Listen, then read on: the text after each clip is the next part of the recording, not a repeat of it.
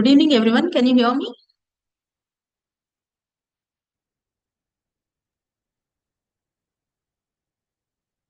Hello, Shravan sir. Are you there? Yeah, hi. Hi, sir. This is Priya, working Yes. with MedWorld Expo. Yeah. Before we start the session, I would like to give an audience, sir. Today, we are honored to welcome Dr. Sravan sir, an exemplary interventional cardiologist serving communities of Kondapur and Manikonda based at Hyderabad. Sravan sir has devoted his career to diagnosing and treating heart conditions using the most minimally invasive techniques. He earned his MBBS from NRI Medical College, Mangalgiri, and his MD in internal medicine from the prestigious Kasturba Medical College, Manipal University. He is passionate about making world-class cardiology care accessible. He currently serves patients across several neighborhoods, including Manikonda, Panjagutta, Sarnagar, Palgoda, and Konda. Guided by his mission to embrace the latest technologies, Dr. Srivansar upholds the values of honesty, integrity, compassion, and patient centric care. His vision is to deliver innovative, high quality treatment while building trust and hope in every patient's journey towards heart health. Now, I request Shravan sir to start the webinar on the topic Recent Advances in Heart Failure Management. Sir, you can go ahead. Yeah. Yeah. My screen is visible. Yeah. Okay. Hi. Good evening, everyone. Today, I'm going to talk about heart failure, which is very commonly seen in general population, and how to treat it, and what are the recent advances in treating the heart failure. Okay. Let's go into it.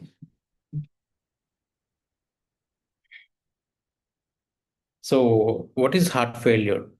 It's a condition where heart is unable to pump the blood to meet the body needs. So heart muscle contracts, and which in turn pumps blood to all of the body. If there is any issue with the contraction of the heart, then it causes heart failure, and which in turn there will be a decreased blood flow to the body. So generally, it affects almost like 64 million people globally each year. And early diagnosis and treatment improves the lifespan of the patient. So coming to the heart failure can be divided into three types. One is heart failure with reduced ejection fraction, heart failure with preserved ejection fraction, and heart failure with mid-range ejection fraction. Basically, this is an echocardiography classification. When you do a cardiac echography, we divide the heart failure into three types based on the ejection fraction. When ejection fraction is more than 60, more than 50, or more than 60, we call it as a heart failure with preserved ejection fraction, where heart muscle function is okay, but relaxation of the muscle is the issue there. Whereas when ejection fraction is less than 40, we call it as a reduced ejection fraction. If it is between that, we call it as a mid-range ejection fraction. This classification is important because the treatment modalities differ based on the classification. So basically, when you suspect a heart failure, we do the echocardiography. See, basically, the symptoms of heart failure are patients present with severe breathing difficulty and pedal edema, that is a leg swelling and whole body swelling, and is unable to lie down flat because of the breathing difficulty. They'll sit and sleep. These are the baseline symptoms which patients present to us when a patient is in heart failure. Then we do a basic evaluation like ECG and echocardiography, and then we diagnose the heart failure and treat accordingly. As I said, based on the diagnosis, ejection fraction, we divide the patients as heart failure with reduced ejection fraction, mid-range ejection fraction, and preserved ejection fraction. So there are four pillars in treatment of heart failure with reduced ejection fraction. These are the four group of drugs which target separate distinct pathophysiological pathways, and which improves the lifespan of the patient, and also the longevity, and also the symptomatic improvement will be seen with the treatment. See, first group of drug is RNA. This called as a sacubitril and valsartan, combination of sacubitril valsartan, and this is the main mechanism is it inhibits the neprilysin, which causes increased natriuretic peptides, which helps in removing the fluid from the body, and valsartan blocks the AT1 receptors, and which decreases the which increases the vasoconstriction, which decreases the vasoconstriction and aldosterone release. So with the help of this RNA, we can decrease the symptoms of the patient, and also cardiac mortality and heart failure hospitalization will be improved. So generally we start with a dose of 50 mg twice a day, and we can go up to 100 mg twice a day. And in Western population, we can they can tolerate 200 mg twice a day dose as well.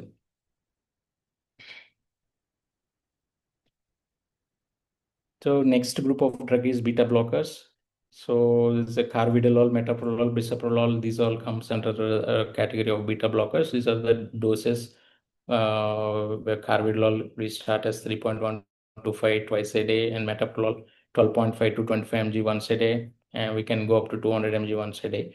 The same way bisoprolol also start with 1.25 mg once a day and can target up to 10 mg. These beta blockers decreases the sympathetic overactivity and heart rate, and also improves the arrhythmia risk. And also because of decreasing heart rate, it improves the ventricular filling, which in turn improves the heart failure. These are the trials which have shown the mortality benefit with the beta blockers: Merit HF trial and Copernicus trial and CBS2 trial. These are the main landmark trials of beta blockers, where by adding beta blockers to the heart failure patients has shown the mortality benefit. In the same way, this is a third pillar of heart failure, which is called as a mineralocorticoid receptor antagonist. Spironolactone and eplerenone comes in this category of drugs. You can see the dosages where I have mentioned here. You can start as spironolactone 25 mg, can go up to 50 mg. The same way eplerenone also 25 to 50 mg. So these blocks the aldosterone receptors, so which in turn decreases the sodium retention, and also it improves the ventricular remodeling, in turn improving the heart function, muscle function. These are the studies, RAILS trial and emphasis heart failure trial, are the studies where mineralocorticoid receptor antagonists were studied here, and which has shown the mortality benefit. This is the last group of drug, fourth pillar in the, basically this is a diabetic drug, where this drug is being used for diabetes, and it also has shown mortality benefit to treat the heart failure. Dapagliflozin and empagliflozin comes in this group of drugs. You can see the dose 10 mg once a day for dapagliflozin, and empagliflozin also same dose 10 mg. Here the mechanism of action is it inhibits the sodium glucose cotransporter 2 receptor in the kidneys, proximal convoluted tubules of the kidneys, which in turn increases the osmotic diuresis, and preload and afterload on the heart is decreased. So there will be decrease load on the heart, which improves the heart function, heart failure symptoms. The DAPA heart failure trial and Emperor trial are the two trials which has studied these SGLT2 inhibitors and has shown the mortality benefit. So these are the same thing. I have kept it as a tabular form. You can see the AC, RNA inhibitor, beta blocker, mineralocorticoid receptor antagonist, and SGLT2 inhibitors. The same thing I have already explained. These are the contraindications, adverse effects, and warnings for all the class of drugs which I have mentioned till now. So coming to the next, after the four pillars in the treatment of heart failure, there's a new class of drugs have come, which can decrease heart failure symptoms as well as improve the mortality benefit. This is called as a new class of drug is a Versiogat. This stimulates the soluble guanylate cyclase, which in turn improves the cyclic GMP. So by increasing the cyclic GMP, vasodilatation happens in the vessels, and also afterload is decreased, and myocardial relaxation is improved. With all these mechanisms, it decreases the pressure on the heart, in turn improves the symptoms of heart failure, and also has shown the mortality benefit with this drug. Generally, we start it at a 2.5 mg once a day dose, and we can double the dose every once in 2 weeks, and we can go up to 10 mg once a day. Victoria trial has shown the reduced hospitalizations, heart failure hospitalizations in high risk patients, even on that four pillars which I have already mentioned. If patient is recurrently going into heart failure, even on those four pillars, with the maximum dose of the four pillars, you can use this Versiagat. So there are other class of medications which also helps in improving the heart failure. IV iron, ferric carboxymaltase. There are studies like FAIR heart failure trial and confirm heart failure trial, in which IV iron is being given to the heart failure patients with reduced ejection fraction, where the blood iron levels are low, has shown the improved functional capacity and also quality of life. So the mechanism of action is replenishes iron stores in the body, which in turn improves the mitochondrial function and skeletal muscle performance, and also reduces the fatigue. This is a new class of drug which is called as a finronone. This is a non-steroid mineralocorticoid receptor antagonist which blocks the aldosterone. The aldosterone receptor antagonist has a risk of hyperkalemia. This is a non-steroid mineralocorticoid receptor antagonist, so it doesn't have the risk of hyperkalemia, very less risk, and also it has additional anti-inflammatory properties. This drug has been studied in studies like Figaro DKD study and Fidelio DKD study, which has shown benefit in heart failure, especially with diabetes and CKD patients. That is a chronic kidney disease patients. You can start dose some 10 mg per day, and you can go up to 20 mg per day. So these are the drug classes of drugs which can be used in heart failure with reduced ejection fraction group of population. And there is a other subset of population which I have already told, where it is a heart failure with preserved ejection fraction, where contraction of heart is preserved, but relaxation is the issue there. So ejection fraction is preserved, but it is a heart is very stiff, so it won't get relaxed, and which in turn causes the failure of the heart. SGLT2 inhibitors, which is being used for heart failure with reduced ejection fraction, can also be used here, and spironolactone. These two, as I already mentioned, in heart failure with reduced ejection fraction, there are four class of drugs: ARNI, beta blockers, SGLT2, and mineralocorticoid receptor antagonists. Whereas in heart failure with preserved ejection fraction, only two classes can be used among them. We can't use two group of drugs has shown mortality benefit. One is SGLT2 inhibitors, other is the spironolactone, that is a mineralocorticoid receptor antagonist. The dose, as I already mentioned, SGLT2 is a 10 mg. And the spironolactone, we can go up to 12.5 to 25 mg. Yeah, it improves the diastolic function. Both class of drugs improves the diastolic function, and in turn reduces the congestion. So once if patients are symptomatic, even with usage of all these class of drugs like four pillars of heart failure, and also Versiagat and Fenrenone. And so next option is, even if patient is developing symptoms of heart failure with all the group of drugs after attaining the maximum dosage, then there comes the advanced therapies for refractory cases, where device therapy is helpful in treating the heart failure, where ICD, implantable cardioverter defibrillator, can be used to prevent the sudden cardiac death in these heart failure patients.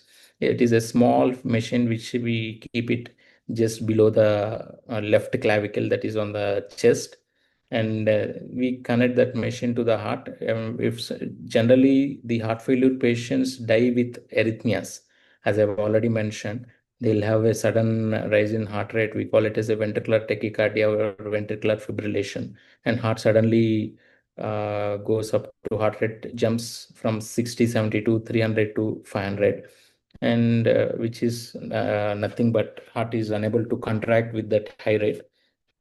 So this ICD gives a shock if there is a VT or VF, and prevents the sudden cardiac death. There's other device called the cardiac resynchronization therapy.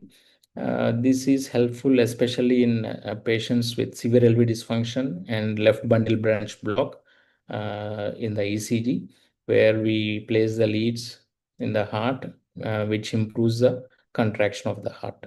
So this can be helpful in patients where LV function doesn't improve in on maximum tolerated cardiac drugs.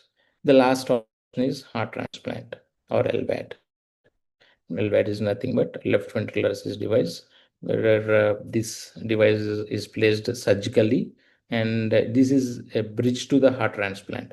So it pumps blood. That there's this LVAD machine pumps blood to the whole body. For time being, it's called as a bridge therapy. Till the patient is suitable for heart transplant, we can use this LVAD, and later on, patient can be treated with heart transplant. So these are the advanced therapies in refractory cases. So coming to the summary and clinical takeaways, how to treat the heart failure. There are 4 pillars in treating the heart failure, which I've already mentioned, and incorporate the recent advances, the recent group of drugs which I've already mentioned, like Fenrenone and IVR, and incorporate this Versiagard. You can add on to the 4 pillars to these are the recent advances. And even if patient doesn't improve, even with all these maximum dosage of medications, you can consider heart transplant and left ventricular assist devices, and understand the mechanism of all these drugs, and monitor kidney functions, because these some group of medication can worsen the renal parameters, and also monitor electrolytes and BP regularly while treating with this group of medications. Thank you.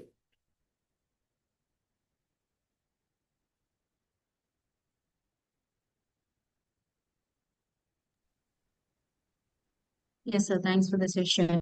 Yeah. Yeah, we'll go with the question and answers. Somebody Yeah. has posted some questions. Hmm. Okay, there's a question from Mr. Prasad. How are AI and wearable devices helping in earlier identification of worsening heart failure? I didn't get the question. How are? How are AI and wearable devices Yeah. helping in earlier identification of worsening heart failure?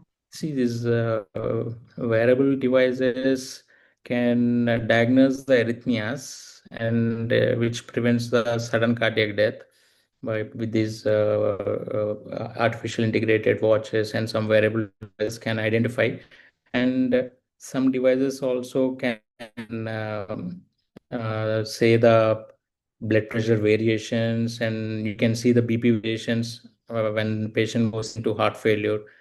With the help of these devices, we can identify early, and we can hospitalize the patient before he becomes very sick, and treat him so that you can prevent the morbidity and mortality. There is another question from Mr. Manohar. Could you explain the role of new drug classes like SGLT2 inhibitors beyond diabetes management in heart failure patients? Yes, I've already mentioned in my talk, this SGLT2 is a group of drugs which have come up recently in heart failure, which has shown a lot of mortality benefit over and over other group of basic drugs like beta blockers and AC inhibitors and ARNI. especially we commonly use dapagliflozin and empagliflozin, and these group of drugs has shown the decreased hospitalization and also mortality benefit. But we have to vary of some sides like urinary tract infections while using this group of drugs. Yes. There is a question. One more thing, even though these are diabetic medications, these won't cause hypoglycemia. So a diabetic patient also can use this group of medication. Oh, that's a great answer. And I have another question, I think, from Mr. Ram. From what are the most promising new diagnostic tools or biomarkers for early detection of heart failure? For early detection of heart failure, there are there's, we can check for there are some biomarkers like where we can check like NT-proBNP. These are this is the main biomarker which we use commonly to treat the heart failure, and we regularly monitor it while treating the heart failure and look for the improvement. Generally, if during heart failure, NT-proBNP levels will be very high, and it will if you do the heart failure, that levels will come down drastically. That is a main biomarker, and also some echo parameters can be used, like regular echoes while treating the failure, ejection fraction, and also look for IVC dilatation. These are the parameters which can be used, and some pulmonary artery devices, devices can be used to monitor the pulmonary artery pressures, and by which we can identify when patient is going into heart failure, and we can titrate the dosage of drugs. Okay. Another question from Mr. Mahesh. Are there any recent interventional or device therapies that have shown significant improvements in patient outcomes? Yeah, some devices, as I already mentioned, CRT, cardiac resynchronization therapy, has shown the improvement in ejection fraction, in turn heart failure.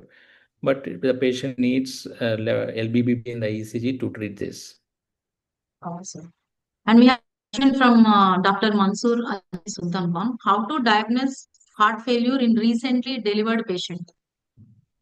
So, is he asking about the mother or baby? I think so. A role of glycoside in HF. Uh, there is no proven benefit with that. It has not Okay. shown any benefit. But I think his question for the mother part. Sir, Oh, a postpartum heart postpartum. failure. Yeah, postpartum heart failure. Uh, Basically, you have to look for symptoms. Mainly, symptoms are important. These patients present with severe breathing difficulty and generalized anasarca, the swelling of the body, pedal edema, and echocardiography is the key to the diagnosis. Echo will identify the LV dysfunction, and we have to treat immediately to prevent the mortality. Whenever you That's all. suspect a heart failure, you should watch for the symptoms. Any Okay, sir. breathing difficulty and pedal edema, all those things are most important. And if you suspect heart failure with these symptoms, immediately get an echocardiography. Okay. There's a question from Mr. Ganesh. How is remote patient monitoring changing the way we follow up with heart failure patients? I didn't get the question. How is? How is remote patient monitoring Hmm. changing the way we follow up with heart failure patients? See, the remote monitoring, patient need not come for regular follow-up with the help of remote monitoring of blood pressures, weight, heart rate. All these parameters can be regularly measured. See, whenever there is a half kg or 1 kg increase in the weight, when you have a remote devices where a patient can upload in an app or something, and an alert comes to the doctor can immediately change the dosage of medications, and it can be managed without hospitalizations. Yeah. That's all for the session, sir. I would like to give a vote of thanks before we close the session and would like to talk about 2 minutes about the platform, sir. I think there is one more question. I think we should clear off that from Mr. Mm. Dr. Mansoor. Mm. Sir, what about Ivan carboxamine maltose Yeah, dose? Is ferric it fixed carbox. for every HF patient or we need Yeah. to calculate dose? No, basically you have to look for serum ferritin levels, and if it is low, INT-ABC ratio and serum ferritin levels. If it is low, you can give the IV iron, and which has shown benefit, symptomatic benefit in that group of population. Okay, sir. Generally, we can give some 500 mg to 1000 mg. Severe anemia with HB 2 grams and HF.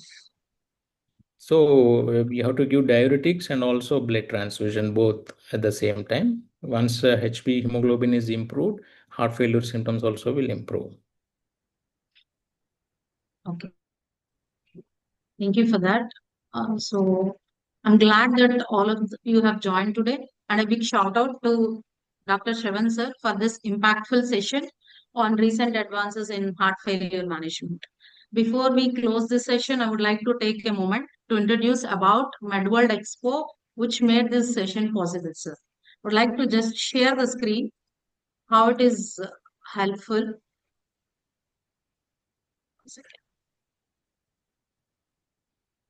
You can see this screen. This is the newly revamped MedWorld Expo site, which has begun its journey as a digital platform that brings together medical manufacturers, distributors, healthcare professionals, and organizations together on one platform.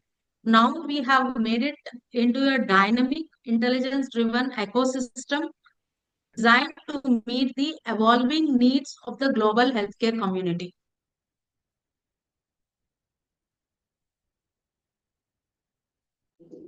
Thank you, sir. Thank you, everyone, for joining.